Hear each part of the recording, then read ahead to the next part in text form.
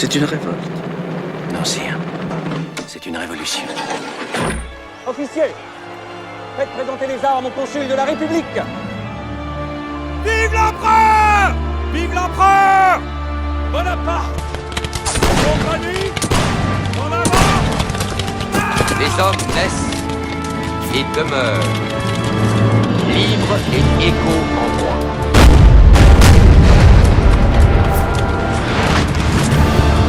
La garde meurt, mais ne se rend pas! Citoyens, citoyennes, bonjour. Dans cette vidéo, je vais aborder la première coalition avec l'objectif de donner un cadre général à la série. Pour commencer, il faut d'abord comprendre une chose. Pourquoi la France déclare la guerre alors qu'elle est ravagée par des troubles internes? La Révolution française n'a pas tout de suite provoqué une réaction violente des puissances étrangères. Au contraire, la sortie momentanée de la France des enjeux internationaux arrangeait les monarchies européennes. Prusse, Autriche et Russie sont occupés par le partage de la Pologne à venir et par la possibilité de démembrement de l'Empire ottoman. Il existe un vrai jeu d'alliance, les trois puissances cherchant à s'assurer une alliance solide en cas de conflit majeur. Il me paraît pertinent avant d'aborder la Révolution de revenir un peu en arrière pour mettre en perspective ces jeux d'alliance. La France et l'Autriche, vieux ennemis, sont depuis 1756 devenus des alliés. Leur alliance destinée à empêcher l'émergence de puissances nouvelles comme la Prusse est néanmoins relativement fragile. Elle est caractérisée par un manque de confiance mutuelle. Autriche et Russie sont des puissances rivales, mais en 1781, les deux puissances concluent une alliance. L'Autriche veut se protéger contre la Prusse, qui est elle aussi alliée de la Russie. L'impératrice Catherine II profite de cette alliance pour continuer sa politique expansionniste contre l'Empire ottoman. En 1788, Frédéric Guillaume II change de cap et fait rentrer la Prusse dans une alliance avec la Grande-Bretagne et les Provinces-Unies. Nouvelle étape en 1790 quand le ministre britannique négocie l'entrée de l'Empire ottoman dans cette alliance prusse et anglaise. Il existe alors la possibilité d'une offensive prusso-ottomane contre l'Autriche qui dans le même temps doit réprimer de grandes insurrections en Hongrie et en Belgique. À la même période, Frédéric Guillaume II conclut un traité d'alliance avec le roi de Pologne Stanislas II Auguste. La Pologne, en échange de la protection des Prussiens contre leurs alliés théoriques russes, cède Danzig et Thorn. On assiste donc à la naissance de deux alliances qui semblent sur le point d'entrer en conflit majeur. La situation en Europe de l'Est est particulièrement tendue avant la Révolution, et la sortie de la France des affaires internationales arrange la majorité des belligérants. Pour simplifier, je ne vous ai pas parlé des tensions entre la Suède et la Russie et autres tensions existantes. Cette grande guerre n'aura finalement pas lieu. Un changement politique bouleverse les équilibres. Joseph II, l'archiduc d'Autriche, meurt et Léopold II remplace Joseph à la tête du Saint-Empire.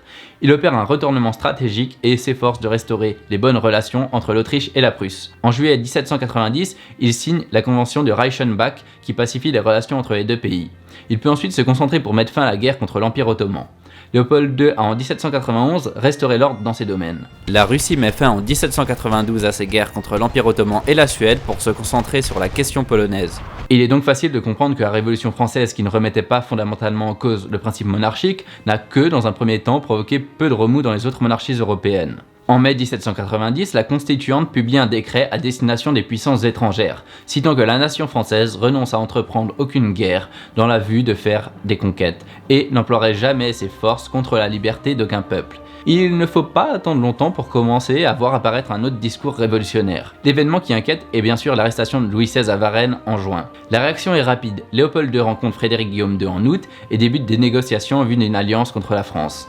Alliance qui sera signée en février. En France, l'opinion a basculé en faveur de la guerre. La famille royale pense qu'une guerre ne peut avoir qu'une issue positive. Soit c'est la victoire et la figure du roi en sort renforcée, ce qui est nécessaire après sa fuite qui l'a rendu suspect aux yeux d'une partie de la population, et en cas de défaite, la révolution écrasée, il conserve son trône. Les révolutionnaires, eux, pensent que faire la guerre au roi assurera l'unité de la révolution et poussera Louis XVI à se démasquer. Si en Autriche, Léopold II a pour un temps essayé de tempérer les révolutionnaires, il meurt en mars 1792. Son fils François II est bien plus radical et demande qu'on rende leurs droits aux princes possessionnés d'Alsace, des princes germaniques qui s'étaient vus dépossédés en 1789 de leurs droits seigneuriaux. Dans le même temps, en France, sous fond de crise économique et d'instabilité du pays, Louis XVI se rend en avril à l'Assemblée et déclare, pour la défense de la liberté, de l'indépendance de la nation française, la guerre contre le roi de Hongrie et Bohême. Formule bien particulière, il ne déclare pas la guerre au Saint-Empire romain germanique ou à l'Autriche, mais à la personne du roi qu'il ne cite que par ses titres secondaires. On espère toujours que la Prusse n'intervienne pas dans ce conflit. Talleyrand est envoyé d'ailleurs en Angleterre pour une mission diplomatique. La déclaration de guerre provoque une réaction en Pologne. En 1791, la Pologne a adopté une constitution sous la pression des réformateurs.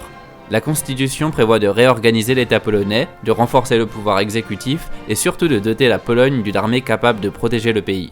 La Prusse utilise ce prétexte pour rompre le traité les unissant à la Pologne, bien sûr sans rendre les villes offertes par les Polonais. A l'époque, la Russie voit la Pologne comme un état satellite. Elle est horrifiée de voir que la Pologne se dote d'une nouvelle armée. La Pologne est à nouveau sans alliés, mais c'est des tensions internes qui vont pousser à sa chute. La noblesse polonaise, se sentant flouée par la Constitution, réclame l'intervention de la Russie. La guerre russo-polonaise commence. La guerre va débuter dans un contexte chaotique. Manque d'argent, de ravitaillement. Les cadres de l'armée française, d'origine noble pour la plupart, ont en grande partie émigré, ce qui affaiblit considérablement l'armée de terre et la marine. De plus, Paris est secoué par de violents troubles dus au manque de pain. Aux ordres du Dumouriez, l'armée envahit les Pays-Bas autrichiens. Après quelques succès initiaux des Français, les Prussiens, aidés par des émigrés royalistes et commandés par le duc Brunswick, repoussent les forces françaises. Le 25 juillet, Brunswick menace Paris de tirer une vengeance exemplaire et à jamais mémorable en soumettant Paris à la loi martiale et détruisant complètement la ville, si on faisait du mal à la famille royale. Ce texte va engendrer une vive réaction des partisans de la Révolution. Utilisant la menace étrangère pour exciter les foules, les révolutionnaires attaquent le palais des Tuileries le 10 août et massacrent la garde suisse. La famille royale est arrêtée et en septembre, on proclame la République. Le 20 septembre se déroule la bataille de Valmy où Dumouriez et Kellermann battent Brunswick. En réalité, il faut déjà briser quelques mythes. Valmy se limite à une canonnade. Les Prussiens, malgré toutes leurs menaces, ne cherchent pas vraiment le combat. Jusqu'ici, les troupes françaises n'ont pas tenu le choc face à une armée de métier.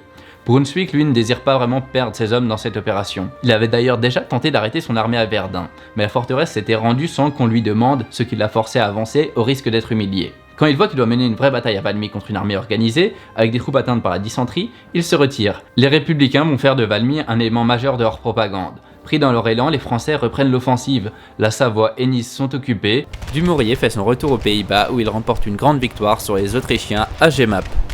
Ces victoires françaises renversent la situation et renforcent considérablement les républicains. Louis XVI passe devant un tribunal révolutionnaire. Jugé coupable de trahison, il est condamné à mort. L'exécution de Louis XVI le 21 janvier 1793 est un facteur marquant qui contribue à la fondation d'une coalition plus large, contenant également la Grande-Bretagne, l'Espagne, le Portugal et la majorité des États italiens. Sous la Convention nationale, la France est désormais en guerre contre le principe monarchique lui-même. Elle doit aider les peuples à déposer les tyrans qui les gouvernent. En juin 1793, les Jacobins prennent le pouvoir avec le Comité de salut public. Ils tentent d'instaurer un État fort et centralisé. Le ministre de la guerre Carnot réussit un exploit. Il lève en un court laps de temps une armée de 800 000 hommes par un système qui va devenir fondamental, la conscription. La conscription est donc dans certaines régions très impopulaire. Elle est un facteur clé dans le soulèvement royaliste à l'ouest. Mais il n'y a pas que les royalistes qui se soulèvent. Les républicains modérés protestent eux aussi contre la politique jacobine et plusieurs villes se soulèvent. La ville de Toulon connaît une insurrection de républicains modérés. Les royalistes profitent de la situation et prennent le contrôle de la ville. Ils vont alors offrir la ville, qui contient une part importante de la flotte de guerre française, aux forces anglo-espagnoles. Les armées républicaines obtiennent alors une série de victoires. À Honscott, une armée anglo-hanovrienne est battue en septembre 1793. Jourdan remporte une nouvelle victoire à Fleurus en juin 1794 et assure à la France le contrôle de la Belgique. La guerre du Roussillon contre l'Espagne est un franc succès. En novembre est remportée la bataille de la Sierra Negra, tandis que l'armée française tient fermement la Savoie après la victoire de Dego. Seul gros point négatif pour les Français cette année, c'est leur colonie, menacée par les Anglais.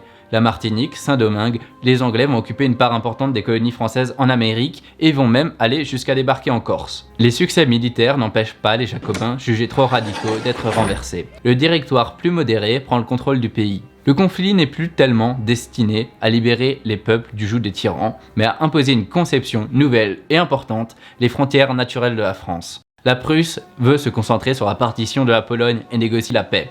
Le traité de Bâle est signé le 5 avril 1795. Le roi de Prusse reconnaît la rive gauche du Rhin comme française et met fin à la conception d'un Saint-Empire romain germanique uni. En cette fin d'année 1795, la flotte française livre plusieurs batailles contre les navires britanniques sans qu'aucune bataille ne devienne décisive. Les engagements maritimes comme au golfe de Gênes ou bien la bataille des îles d'Hyères tournent en faveur des coalisés. La France semble incapable de protéger ses colonies en Amérique et perd les engagements maritimes en Europe.